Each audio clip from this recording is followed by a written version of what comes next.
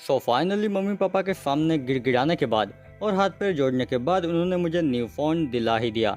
और फ़ोन लेते ही सबसे पहले मैंने एडिटिंग के लिए नेसेसरी ऐप्स इंस्टॉल किए और here I am with new video. वैसे आज के वीडियो में हम ओनली चैप्टर 334 को ही कवर करेंगे। चैप्टर 335 को अगले वीडियो में कवर करेंगे जो कि कल आएगा या फिर परसों तक, हालांकि मैं पक्का नहीं कह सकता। बाय द वे मैंने कम्युनिटी टैब पर एक पोल रखा था जिसमें मैंने पूछा था कि क्या मैं ब्लैक क्लोर की आर्क पर एक्सप्लेनेशन वीडियो बनाऊं, जहां मैं ब्लैक क्लोर की आर्क्स को कम टाइम में एक्सप्लेन करूंगा। एंड 80% से ज़्यादा लोगों ने यस किया, तो नेक्स्ट मंथ से मैं इस पर काम करना शुरू कर दूंगा और ट्राई करूंगा कि हर महीने एटलीस्ट एक आर्क एक्सप्लेन तो कर ही दूं।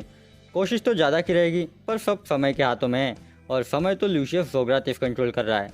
तो हम सीधा मेन टॉपिक पर आते हैं और शुरू करते हैं आज की वीडियो को बिना किसी देरी के। चैप्टर की स्टार्टिंग आफ्ता वर्सेस लूशियस की फाइट से होती है, जहां Afta with anti magic and Lucius with time magic fight करते हैं। हम आफ्ता के एंटी मैजिक के बारे में भी जानते हैं।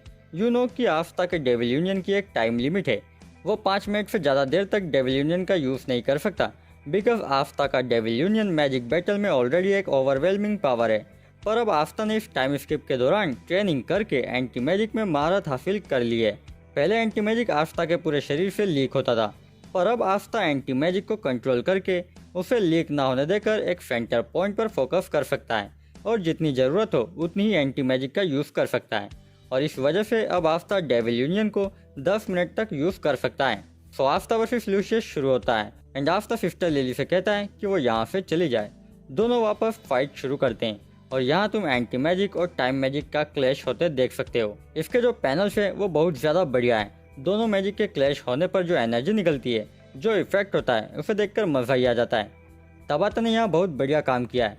खैर दोनों लड़ते हुए नॉर्मल सिटीजन्स के पास पहुँच जाते हैं और आफ्ता उन्हें भी कहता है कि वो जल्दी यहाँ से भाग जाए। लूशियस आफ्ता से फाइट करते हुए कहता है कि टाइम मैजिक एक इनविंसिबल मैजिक है जिसे हराया नहीं जा सकता, जो सबसे स्ट्रॉन्ग है। पर अगर ऐसे इनविंसिबल मैजिक का कोई नेचुरल एनिमी हो सकता है तो वो है एंटी मैजिक। अब यहाँ मुझे ये लाइन्स अच्छी नहीं लगी। आई डोंट नो तबाता सेंसेई ने ऐसा क्यों किया, पर सिर्फ एंटी मैजिक ही टाइम मैजिक का नेचुरल एनिमी नहीं है। इनफैक्ट एंटी मैजिक तो हर एक मैजिक का नेचुरल एनिमी हुआ, पर तबाता सेंसेई को यह एंटी मैजिक के अलावा भी कुछ मैजिक्स को टाइम मैजिक का नेचुरल एनिमी मेंशन करना चाहिए था। जैसे कि जूलियस ने पैट्री से लड़ते हुए कहा था कि टाइम मैजिक का नेचुरल एनिमी लाइट मैजिक है because light is faster than time. So यहाँ पर लाइट मैजिक को भी मेंशन करना चाहिए था। इफ ये ना सही तो कम से कम ग्रेविटी मैजिक को तो मेंशन करना ही चाहिए था यार। Gravity bends both space and time, that's why Lucifero king of the devils था, क्योंकि उसके पास ग्रेविटी मैजिक था। लूसीफेरो ने भी खुद कहा है कि उसके पास सबसे स्ट्रॉन्ग मैजिक है। सो कोई और ना सही पर ग्रेविटी मैजिक को यहाँ डेफिनेटली मेंशन करना चाहिए था। आई होप तबाता के पास ऐसा ना करने का कोई रीज़न हो या फिर वो इसके बारे में भूल गए हो, क्योंकि ऐसा कई बार होता है कि ऑथर कुछ लिखना भूल जाते हैं। खैर back to the chapter.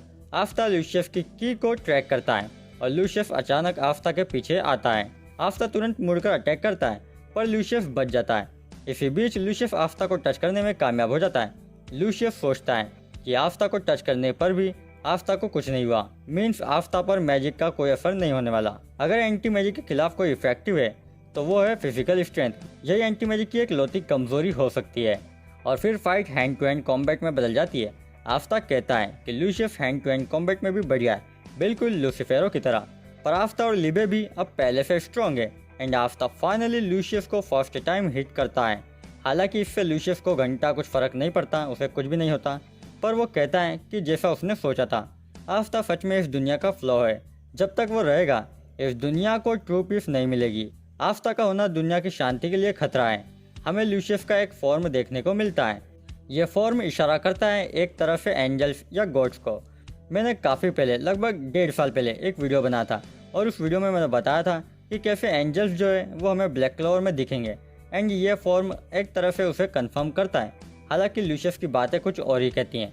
Luscious कहता है कि डेविल होस्ट बनकर उसने एक ऐसा मैजिक सीखा है जिससे वो डेविल्स की पावर को प्यूरिफाई करके इंसान को एक अलग ही न्यू पावर दे सके। बाकी आई डोंट नो इसका क्या मतलब हुआ। आफ्ता दूसरी ओर ये सोचता है कि लूशियस अब कहाँ टेलीपोर्ट होगा और तभी सिस्टर लिली को लूशियस कब्जे में रख लेता है या पकड़ लेता है। लूशियस कहता है कि उसका मैजिक सोल मैजिक है और वो सिर्फ टच करने से ही किसी के भी सोल को चेंज कर सकता है।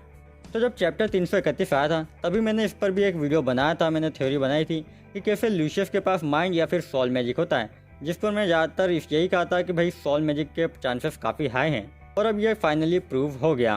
खैर बैक टू द चैप्टर। आफ्ता चिल्लाता है कि सिस्टर लिली को छोड़ दे, पर लूशियस कहाँ उसकी सुनेगा। वो कहता है कि एक असल में खुश इंसान कैसा होता है वो आफ्ता को दिखाएगा, और ये कहते ही वो सिस्टर लिली का सॉल चेंज कर देता है और हमें सिस्टर लिली का ये फॉर्म देखने को मिलता है, जिसे देखकर दोबारा ख्याल आता है कि क्या ये एंजल है या डेविल।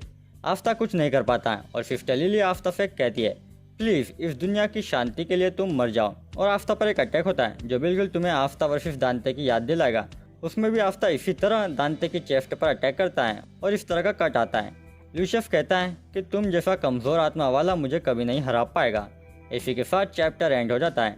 तो चैप्टर बढ़िया था, लूशियस का फॉर्म काफ़ी बढ़िया था, एंड सिस्टर लिली के साथ कुछ होगा ये तो मुझे शुरू से पता था। बाकी मैंने सोचा नहीं था कि हमें कोई एंजल वाला फॉर्म दिखेगा। अब धीरे धीरे ब्लैक क्लोवर इंटरेस्टिंग होते जा रहा है। चैप्टर 335 पर वीडियो कल या फिर परसों तक आ ही जाएगा, तो उसका वेट करना।